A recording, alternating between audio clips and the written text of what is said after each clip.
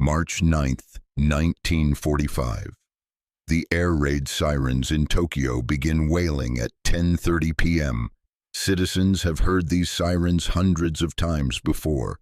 They gather their emergency supplies and move toward designated shelters, expecting another high-altitude bombing raid that will destroy a few buildings and cause manageable casualties. They have no idea that tonight will be different. At 11,000 feet, well below the altitude where Japanese fighters and anti-aircraft fire could effectively engage them, 334 Boeing B-29 Super Fortress bombers approach in loose formation. Their bomb bays are loaded not with high explosives, but with a different kind of weapon entirely. Each aircraft carries over 7 tons of M69 incendiary cluster bombs, small hexagonal tubes filled with napalm gel designed to ignite everything they touch and burn at temperatures exceeding 1,000 degrees Celsius. At precisely midnight, the lead Pathfinder aircraft release their markers. The main force follows, and suddenly the sky is raining fire. Within 30 minutes, Tokyo is burning. Within an hour, the fires have merged into a firestorm, with winds exceeding 100 kilometers per hour, sucking oxygen from the air and incinerating everything in a zone nearly 40 square kilometers in size. The Sumida River boils. Metal melts in the streets. People caught in the open are consumed instantly. Those in shelters suffocate as the firestorm devours all available oxygen. By dawn, over 100,000 people are dead, 1 million more are homeless, and 16 square miles of Tokyo have ceased to exist. It is the single most destructive air raid in human history, and the weapon that delivered it was not a secret experimental device, but a production chopper designed just 3 years earlier. The problem facing American military planners in 1942 was both simple and seemingly impossible to solve. Japan had to be bombed into submission, but Japan was very far away. The captured territories that brought Japanese forces within range of existing American bombers were being held at enormous cost. Island hopping across the Pacific was slow, bloody, and expensive. What the United States needed was a bomber that could fly from relatively secure bases and still reach the Japanese home islands with meaningful bomb loads. Existing heavy bombers like the B-17 Flying Fortress and B-24 Liberator had ranges of approximately 3,000 kilometers. Japan was 6,000 kilometers from the nearest American-held territory. The specifications seemed impossible. The new bomber would need to carry a larger bomb load than any existing aircraft, fly farther than any existing aircraft, fly higher than any existing aircraft to avoid interception, and still return to base. It would need pressurized crew compartments so the men could function at altitudes exceeding 10,000 meters. It would need defensive armament capable of fighting off interceptors without the weight penalty of conventional gun turrets. It would need engines more powerful than anything in production. The Army Air Forces issued the specification in January 1940, and Boeing promised to deliver the impossible. The B-29 prototype first flew in September 1942, less than 3 years from specification to flying aircraft. It was enormous. The wingspan measured 43 meters, longer than the distance the Wright brothers first flew at Kitty Hawk. The fuselage was 30 meters long and could hold a bomb load of 9,000 kilograms over a combat radius of 2,600 kilometers. For comparison, the B-17 could carry 2,000 kilograms over a combat radius of 800 kilometers. The B-29 wasn't just better than existing bombers. It was in a completely different category. It represented the limit of what could be achieved with piston engines and aluminum airframes. Every system on the aircraft pushed technology to its breaking point, and sometimes beyond. The engines were the most problematic. The Wright R-3350 Duplex Cyclone was an 18-cylinder radial engine producing 2,200 horsepower. It was also prone to catastrophic failure. The cylinders ran so hot that exhaust valves would sometimes fail, causing fires that could consume an engine in minutes. Early test flights saw multiple engine failures and several crashes. Engineers worked frantically to improve cooling, strengthen components, and develop better maintenance procedures. The engine never became truly reliable, but it became reliable enough, though B-29 crews would live in fear of engine fires throughout the war. The pressurization system was revolutionary. The entire forward and aft crew compartments were pressurized, connected by a crawl tunnel that ran over the bomb bays. Crews could operate without oxygen masks at altitudes where enemy fighters struggled to reach.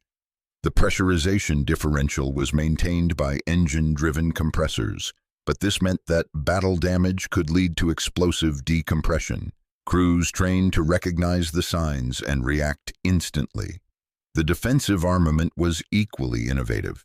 Instead of manually operated gun turrets with gunners exposed to wind and cold, the B-29 used remote-controlled turrets. Gunners sat inside the pressurized cabin, sighting through periscopes and controlling the turrets electrically. The system included a central fire control computer that could coordinate multiple turrets against a single target. For 1943, this was cutting-edge technology, though it had its own reliability problems in combat conditions. The B-29 program cost approximately $3 billion more than the Manhattan Project that developed the atomic bomb. It was the single most expensive weapons program of World War II, a massive bet that this aircraft could deliver results justifying its enormous cost. Production ramped up even before testing was complete. Boeing built new factories specifically for B-29 production. Glenn Martin, Bell Aircraft, and others joined the program. At peak production, a new B-29 rolled off assembly lines every 45 minutes. By war's end, nearly 4,000 super fortresses had been built, each one a flying manifestation of American industrial power. The production challenges were immense. The B-29 contained over 55,000 individual parts. The Wright R-3350 engines alone required precision machining beyond what most factories could achieve. The remote gun turrets needed electrical systems of unprecedented complexity. The pressurization system demanded airtight seals throughout the fuselage. Quality control became critical. A single defective part could cause catastrophic failure.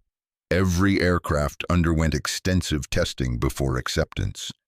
Even so, early operational deployment revealed numerous problems that had to be solved through field modifications and engineering changes transmitted to production facilities. Training crews to operate the B-29 was another challenge. The aircraft was significantly more complex than anything most pilots had flown. The flight engineer position required understanding systems that didn't exist on other bombers. Radio operators needed to master new communication equipment. Gunners had to learn the remote turret system. Bombardiers worked with new high-altitude bomb sites. The training program consumed months and required facilities across the United States. Some crews trained in the same aircraft they would fly in combat, taking delivery at the factory and flying across the Pacific to forward bases. The logistical challenges of operating B-29s from Pacific Island bases were staggering. Each aircraft consumed enormous quantities of aviation fuel. Spare parts had to be shipped thousands of kilometers across contested ocean. Runways had to be extended to handle the aircraft's weight. Hard stands had to be constructed. Maintenance facilities had to be built.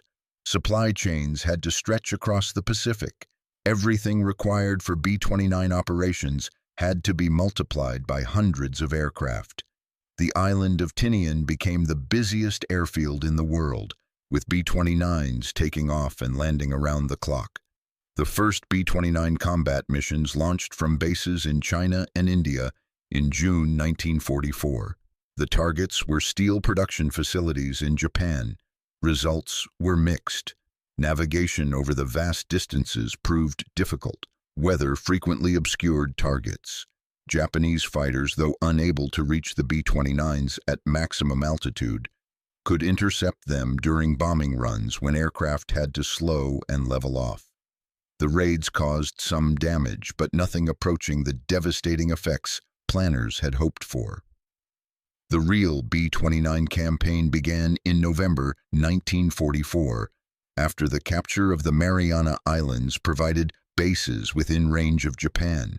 From Saipan, Tinian, and Guam, B-29s could reach any target in Japan and return.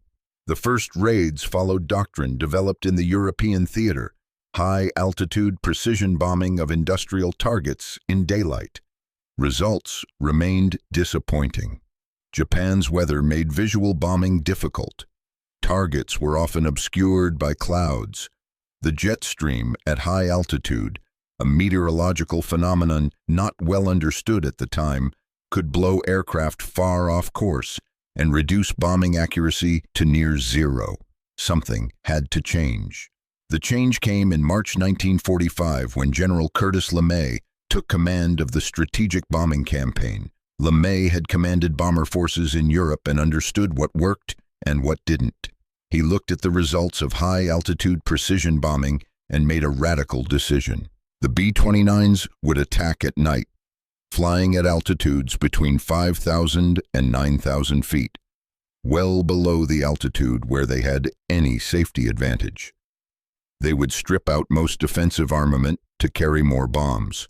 They would abandon precision bombing of industrial targets and instead attack Japanese cities with incendiary weapons. The goal was not to destroy factories, but to destroy the cities themselves and the people who worked in those factories. It was a controversial decision that LeMay understood would make him a war criminal if the United States lost, but he believed it would end the war faster and save American lives, and he was willing to accept the moral burden. The first low-altitude incendiary raid struck Tokyo on the night of March 9th to 10th, 1945. The results exceeded even LeMay's expectations. Japanese cities were uniquely vulnerable to incendiary attack. Construction was predominantly wood and paper. Buildings were packed densely together. Firefighting capacity was limited after years of war. The M69 incendiary bomb was specifically designed to exploit these vulnerabilities. Each M69 was a hexagonal tube 6 inches long, filled with napalm gel. The bombs were dropped in clusters that separated at altitude, scattering hundreds of individual incendiaries across a wide area.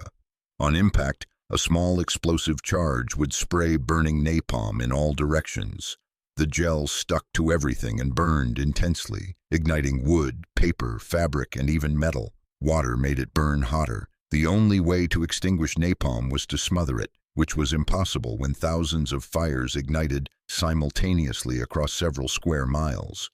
The Tokyo raid demonstrated the devastating effectiveness of this approach. The firestorm created conditions that no defense could counter. Firefighters were overwhelmed instantly. Shelters became death traps as oxygen was consumed by the flames. People fleeing through streets encountered walls of fire on all sides. The casualties were horrific. Official estimates suggest over 100,000 dead, though the true number may have been higher.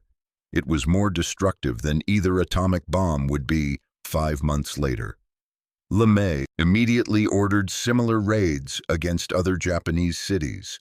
Nagoya was attacked on March 11th, with similar, though slightly less devastating results. Osaka burned on March 13th. Kobe followed on March 16th. Within 10 days, the 4 largest cities in Japan after Tokyo had been struck by massive incendiary raids. The B-29s were burning Japan city by city, and Japanese defenses proved inadequate to stop them. Night fighters could not locate the bombers effectively. Anti-aircraft fire was ineffective against aircraft maneuvering at medium altitude. The stripped-down B-29s, carrying maximum fuel and bomb loads, could deliver over 7 tons of incendiaries per aircraft. A force of 300 bombers could drop over 2,000 tons of incendiaries in a single raid. creating fires that overwhelmed any possible response. The psychological impact on Japanese civilians was crushing. There was no defense. The bombers came at night, dropped fire from the sky, and left cities burning. Survivors evacuated to rural areas. Industrial production plummeted as workers fled or died. The social fabric began to collapse under the unrelenting aerial assault. Japanese military commanders understood that they had no effective counter to the B-29 raids. Fighter units attempted desperate tactics, including ramming attacks against the bombers, but losses were unsustainable. Anti-aircraft defenses were increased around critical targets, but guns designed for high-altitude defense were less effective against aircraft at medium altitude. Some cities attempted to create fire breaks by demolishing entire neighborhoods, but this proved ineffective against the scale of the incendiary attacks. The Japanese government began evacuating non-essential civilians from major cities, but this further disrupted industrial production. By June 1945, over 60 Japanese cities had been attacked with incendiaries. The smaller cities were often hit by single raids that destroyed 30 to 50% of the built-up area. The larger cities endured multiple raids. Tokyo alone was attacked repeatedly, with different sections of the city targeted each time. By the end of the war, over 40% of Tokyo's urban area had been destroyed. Osaka, Nagoya, and Kobe suffered similar levels of destruction. The total tonnage of incendiaries dropped on Japan exceeded 170,000 tons. The human cost was staggering. Estimates of civilian deaths from the incendiary campaign range from 300,000 to 500,000, with millions more left homeless. For comparison, this exceeded the combined death toll of the atomic bombings. The B-29 incendiary campaign was the most destructive sustained aerial bombardment in history. It demonstrated that strategic bombing could destroy not just military and industrial targets, but entire cities, and it did so with conventional weapons available in essentially unlimited quantities. If you are finding value in understanding the terrifying power of strategic bombing, sharing this story helps more than you know. The B-29 raids represented a turning point in warfare where the distinction between military and civilian targets effectively disappeared. The goal was not to destroy specific factories or installations, but to destroy the economic and social infrastructure that allowed a nation to wage war. The atomic bombings of Hiroshima and Nagasaki in August 1945 were delivered by B-29s, the Enola Gay and Boxcar, respectively. The aircraft had been modified to carry the enormous weight of the atomic bombs, and the crews had trained for months on the specific techniques required. The atomic bombs killed approximately 200,000 people in the two cities combined, terrible casualties, but actually fewer than the incendiary campaign had already inflicted. What made the atomic bombings strategically decisive was not their absolute destructive power, but their efficiency. One aircraft, one bomb, one city destroyed. The implications were clear.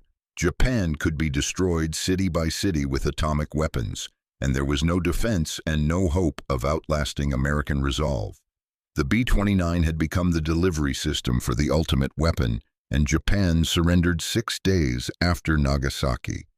Whether it was the atomic bombs, the Soviet declaration of war, or the cumulative effect of months of conventional bombing that forced surrender remains debated by historians. But the B-29 was the instrument of all three pressures. It had brought the fire that burned Japan's cities, and it carried the bombs that demonstrated absolute destructive power. Comparing the B-29 to other strategic bombers of the era highlights its unprecedented capabilities. The British Avro Lancaster could carry a heavier single bomb, but had less than half the B-29's range and could not operate at high altitude. The German Me-264, intended as a super bomber, never reached operational status. Soviet bombers of the period were primarily tactical rather than strategic. Only the B-29 combined intercontinental range, high-altitude capability, heavy payload, and advanced defensive systems. It represented the peak of what could be achieved with World War II technology. Post-war, the B-29 remained in service for years and saw combat again during the Korean War. The Boeing B-50, essentially an improved B-29, served into the 1950s. The basic design influenced the B-47 and B-52 strategic bombers that would carry America's nuclear deterrent through the Cold War. The concept of the strategic bomber, capable of destroying enemy cities from bases beyond the reach of retaliation, became central to Cold War military doctrine, and it all began with the Super Fortress. The total destructive impact of the B-29 in World War II exceeds that of any other single weapon system. Over 170,000 tons of bombs dropped on Japan, 66 cities attacked, hundreds of thousands of civilians killed, millions made homeless. The atomic bombs were more spectacular, but the conventional incendiary campaign delivered by B-29s did more total damage and killed more people. The bomber represented American industrial might made manifest, the ability to design, produce, and deploy thousands of the most advanced aircraft in the world and use them to burn enemy cities to ash. The moral questions raised by the strategic bombing campaign against Japan continue to generate debate. Were attacks deliberately targeting civilian areas justified? Could the war have been won without destroying entire cities? Should the B-29 crews who followed orders be judged differently than the commanders who gave those orders? These questions have no easy answers, but they must be asked when evaluating the legacy of the most destructive conventional weapon ever deployed. In the end, the Boeing B-29 Super Fortress achieved exactly what it was designed to do. It projected American power across the Pacific, destroyed Japan's ability to wage war, and forced surrender. It did so at terrible cost to Japanese civilians, but with relatively low losses among American aircrew compared to what casualties would have been in an invasion of the Japanese home islands. The bomber brought more fire than any gun in history, not through any single dramatic innovation, but through the combination of range, payload, and the willingness to use incendiary weapons against cities. It was the right weapon for a terrible task, and it changed warfare forever. The age of strategic bombing, where entire nations could be targeted from the air, began with the B-29. That age has not ended. The weapons are different now, more precise, more destructive, but the fundamental concept remains. The Super Fortress proved that cities could be destroyed from the air, and that knowledge has shaped military planning and international relations for the 80 years since.